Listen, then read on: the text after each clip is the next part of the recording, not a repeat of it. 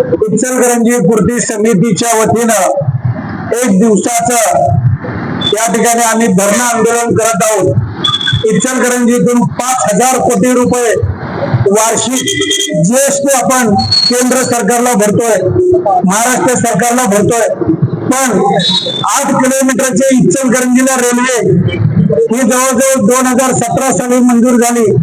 या महाराष्ट्राच्या मुख्यमंत्र्यांनी देवेंद्रजींनी रेल्वेचं उद्घाटनही केलं, पण महाराष्ट्र सरकारकडून 100 कोटी रुपये केंद्र सरकारला निंबा भाग द्यावा लागतोय।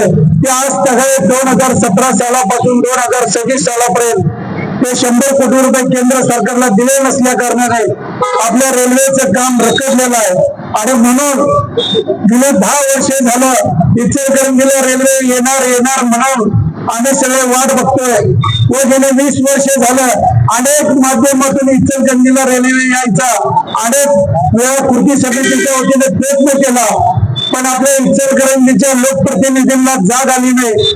साधं महाराष्ट्र सरकारकडून 100 कोटी आणि केंद्र सरकारकडून 100 कोटी म्हणजे 200 कोटी रुपये 8 किलोमीटरचा रेल्वे मार्ग होतोय।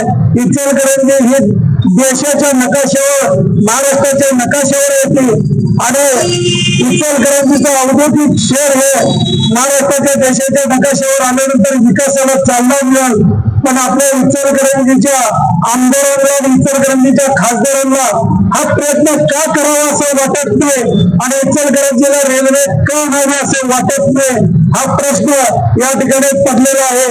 महाराष्ट्राच्या मुख्यमंत्र्यांना आपले नागपूर शहर गोव्याला जोडावं म्हणून शक्तीपीठ महामार्गाची त्यांनी योजना आखली। आपले नागपूर शहर मुंबईला जोडावं म्हणून त्यांनी समृद्धी महामार्ग केला।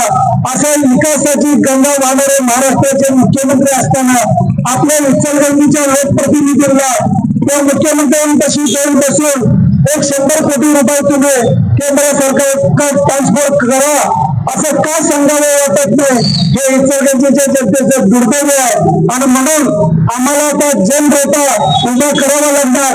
इचलकरंजीतून जनतेचा रेटा गेल्याशिवाय माझ्या इचलकरंजीला रेल्वे येणार नाही असं आम्हाला वाटायला लागलं, म्हणूनच आम्ही आज या ठिकाणी धरणं आंदोलनाचा कार्यक्रम केला आणि यातून पुढल्या काळात आम्ही इचलकरंजीमध्ये मोठं आंदोलन उभा करू, खरं इचलकरंजीला रेल्वे आणल्याशिवाय स्वस्त बसणार नाही एवढंच या ठिकाणी मी सांगू इच्छितो।